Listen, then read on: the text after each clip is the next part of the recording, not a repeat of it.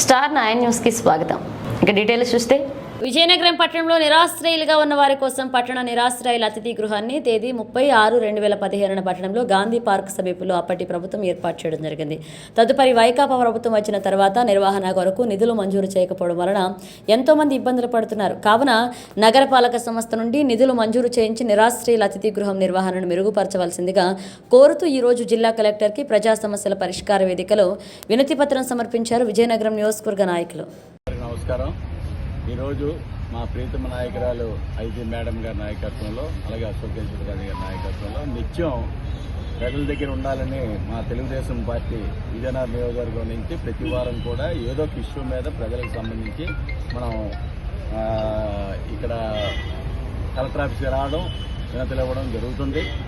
గత అపోజిషన్లో మ్యాక్సిమమ్ ఇంచుమించు 100 వినతుల వరకు ఇవ్వడం జరిగింది. దాంట్లో ఒకటి కూడా వాళ్ళు చేయలేదు గత ప్రభుత్వం, ఈ వైఎస్ఆర్ ప్రభుత్వం. ఆ వైఎస్ఆర్ ప్రభుత్వం అంతకుముందు చేసిన తెలుగుదేశం ప్రభుత్వంలో చేసిన మంచి కార్యక్రమాలన్నీ కూడా పూర్తిగా నాశనం చేయడానికి సోలార్ని మూసారు, అన్నా క్యాంటీన్లు మూసారు. అలాగే ఏ మంచి పని అంటే ఆ మంచి పని వెంటనే మూసివేసే పరిస్థితి ఉంది. ఆఖరికి ఏంటంటే ఉదయం అంతా భిక్షాటన చేసుకొని రాత్రికి నైట్ షెల్టర్లో పడుకోవడానికి వచ్చిన వాళ్ళని కూడా మూసి వాళ్ళకి కూడా ఏ ఫెసిలిటీస్ ఇవ్వలేక 5 సంవత్సరాలు పాపం చాలా ఇబ్బంది పెట్టారు.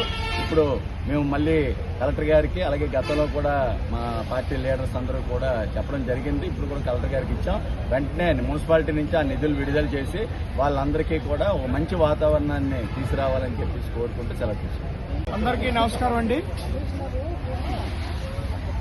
గతంలో తెలుగుదేశం హయాంలో కేంద్ర ప్రభుత్వం వారు రోడ్ల మీద ఉంటున్న వారందరికీ అంటే నైట్ షెల్టర్ ప్రజలందరూ కూడా చాలా మంది ఇల్లు వాకులు లేని వారందరూ కూడా రాత్రులు బస్ స్టాండ్లో కానీ రైల్వే స్టేషన్లో కానీ పడుకునేవారు. వారి కోసం అనేసి నైట్ షెల్టర్ అనేది 2015లో ఏర్పాటు చేయడం జరిగింది.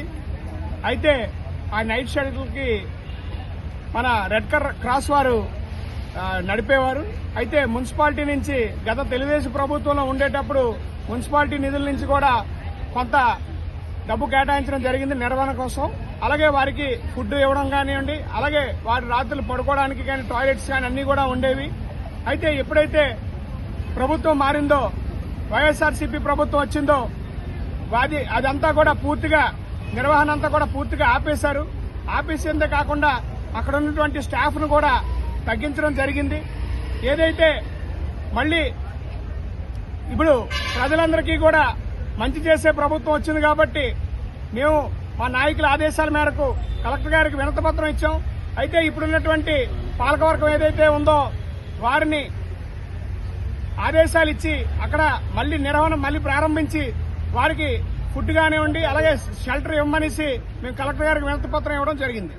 2015లో విజయనగరం పట్టణంలో మరి అనాథల కోసం అంటే రాత్రి వేళల్లో ఎక్కడ పడుకోలేక, వాళ్ళకి ఆదరణ లేక, ఏ బస్సు షెల్టర్ లేక దగ్గర రోడ్ల పక్కన పడుకునే వాళ్ళకి ఒక ఆశ్రయం కల్పించాలని మరి కేంద్ర ప్రభుత్వం ఆలోచించి అప్పట్లో ప్రతి పట్టణంలో ఒక నైట్ షెల్టర్ ఉండాలి అని తీర్మానించడం. అందులో భాగంగా విజయనగరంలో మరి నైట్ షెల్టర్ అనేది ఒకటి నిర్మించడం, అది 2015లో స్థాపించడం జరిగింది. అది గాంధీ పార్కు అంటే మన ఫైర్ స్టేషన్ పక్కనే అది నిర్వహణ చేపట్టడం జరిగింది. ఆ నిర్వహణ రెడ్ క్రాస్ సొసైటీ వారికి అప్పగించడం జరిగింది ఆ 2015లో. నాటి నుండి ప్రతి ఏటా మున్సిపాలిటీ నుంచి నిధులు సమకూర్చడం జరుగుతుంది. వాటి నిర్వహణకి, అందులో ఉన్న వాళ్ళకి భోజనానికి, ఎలక్ట్రిసిటీకి, ఇతర ఖర్చులకి. అయితే ఈ గవర్నమెంట్ లాస్ట్ పాలకవర్గం 2019 తర్వాత నుంచి ఇవాటికి కూడా నగరపాలక సంస్థ నుంచి నిధులు రాకపోవడం చాలా శోచనీయం. దానివల్ల కొంతమంది అక్కడ సిబ్బందిని తొలగించడం, నిర్వహణ సమర్థంగా లేకపోవడం జరుగుతుంది. కాబట్టి నగరపాలక సంస్థ నుంచి నిధులు మంజూరు చేయించి